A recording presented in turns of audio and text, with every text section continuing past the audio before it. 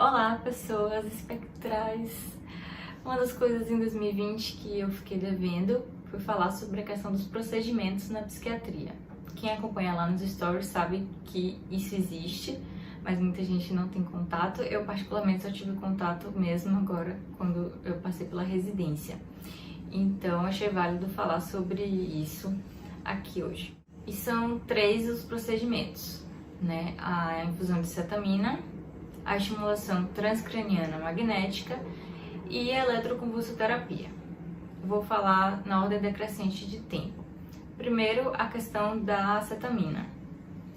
A acetamina, na verdade, é uma substância que foi criada há uns 50 anos com uso para ser um anestésico. Mas nos últimos 10 anos ela vem sendo estudada para o uso na depressão. E recentemente ela foi aprovada realmente para tratamento de depressão, em doses muito menores do que a dose que é usada como anestésico. E qual é a ideia da cetamina, né? Ela vai fazer uma alteração nos transmissores glutamatérgicos e com isso tentar restaurar aquelas sinapses que estão prejudicadas no caso da depressão. Então a principal indicação da cetamina são depressões graves que são resistentes a tratamento ou em casos que precisem de uma ação imediata, como, por exemplo, o risco iminente de suicídio. E bem recentemente mesmo foi lançado a cetamina intranasal, que ainda não chegou no Brasil, mas vai chegar. Então isso tem sido a notícia do ano, talvez da década, de medicação nova para esse tipo de tratamento. Como é que é feita, né? A cetamina ela pode ser feita tanto endovenoso quanto subcutâneo, e isso tem que ser feito em um ambiente ambulatorial ou clínico, porque você precisa de alguns cuidados.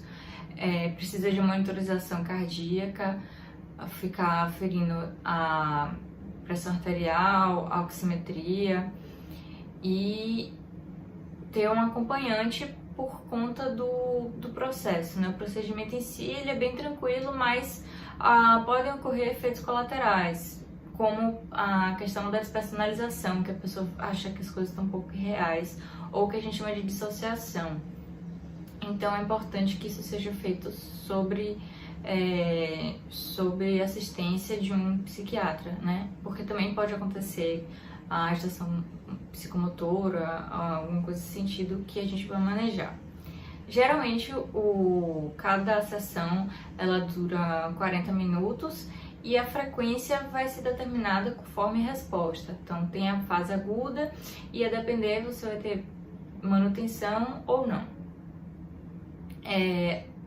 Aqui existem alguns polos de infusão, né? Tem na rede particular e na rede pública lá no Hospital das Clínicas é feito.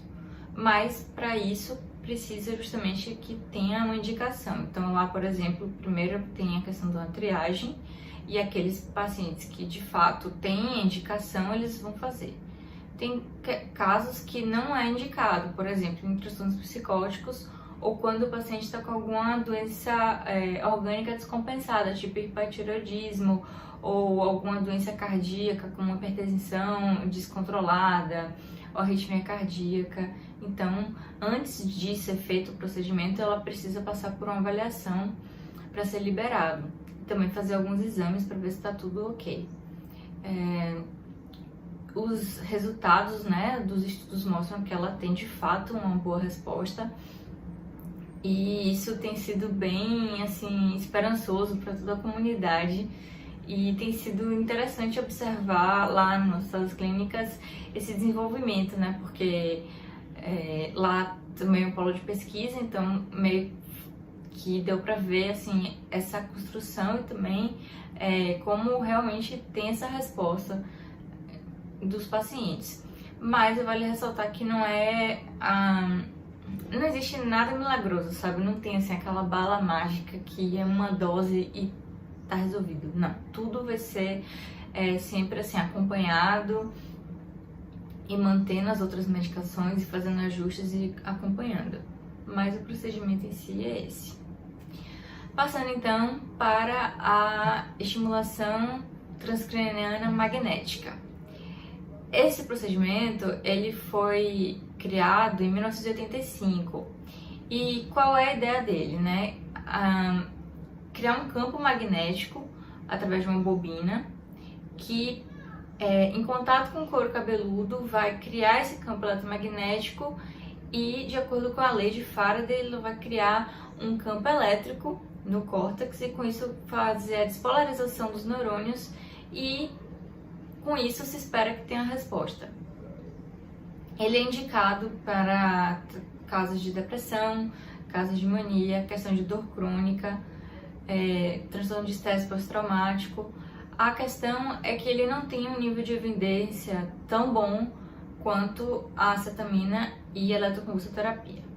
Eu particularmente não tive ainda contato com esse procedimento, eu não participei, nunca vi sendo feito, então eu só estou falando com base nas coisas que eu li de artigos científicos. E em terceiro lugar, mas não menos importante, a eletroconvulsoterapia. Quem acompanha a gente também lá no Instagram sabe que eu tô rodando no serviço de eletroconvulsoterapia e tem sido muito interessante. Qual é a situação da eletroconvulsoterapia? Ela é bem antiga, então tem mais de 50 anos que ela existe. No início foi uma coisa assim meio complicada porque não tinha anestesia, então ainda tá no imaginário coletivo de muita gente a questão de ser um procedimento punitivo, de não ser eficiente, de ser ruim, sabe?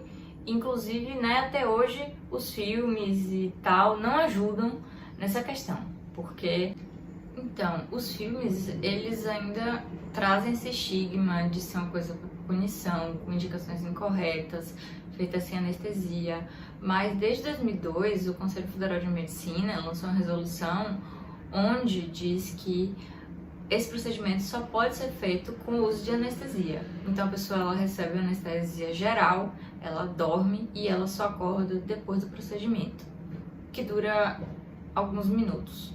É muito rápido. Ela vai ficar um tempo em observação e depois ela levanta, vai tomar café e vai para casa. Então ela não precisa estar internada. Pode ser feita ambulatorialmente, mas tem que ser feita em um ambiente onde você tenha como monitorar, porque durante o procedimento você tem que fazer monitorização da pressão arterial, a oximetria, o EEG também, você monitora isso.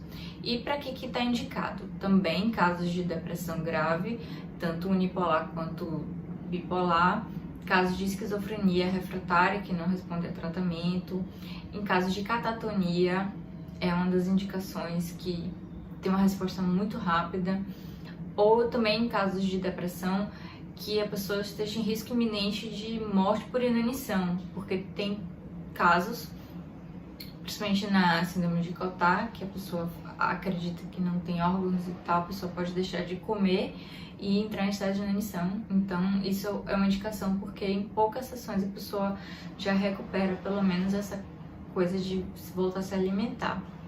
E quais são as contraindicações? É interessante que não existe uma contraindicação absoluta, mas tem que tomar muita ressalva em casos de infarto ou AVC recente nos últimos 6 meses e em casos de hipertensão intracraniana.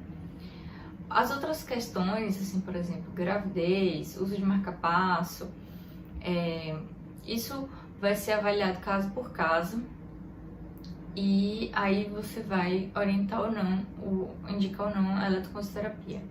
Mas, por exemplo, os marca-passos mais atuais, eles não interferem e mesmo que interferisse, você faz uso de um ímã e não tem problema. A gente tá com a paciente até agora na enfermaria que tá fazendo e ela usa o marca-passo e tá tudo tranquilo. Então tem sido uma experiência interessante participar e ver a resposta. Eu, na verdade, desde que eu entrei na residência que eu vi, por exemplo, um caso de catatonia, que a pessoa na segunda sessão começou a falar, eu fiquei assim encantada. E uma coisa legal também de lá é que quem quiser assistir pode entrar em contato, que a gente pode, assim, não pode muita gente, mas pode ir assistir. Essa semana foram 2 estudantes de psicologia assistir, o que é muito legal, porque justamente às vezes a gente cria umas barreiras e preconceitos sem ver de fato como é que a coisa funciona. Então é legal porque o preceptor ele é super aberto a quem quiser ir lá para entender e ver como é que funciona. Então acho que é isso, esses são os 3 procedimentos que existem na psiquiatria. Claro que são coisas que exigem máquinas caras e não é de imediato que um psiquiatra recém-formado vai fazer, mas você também pode fazer através dos serviços particulares que dispõem lá dos equipamentos e tudo mais. Então, para quem está na dúvida se vai fazer psiquiatria por causa dessa questão dos procedimentos, saiba então que tem pelo menos esses 3. E é isso.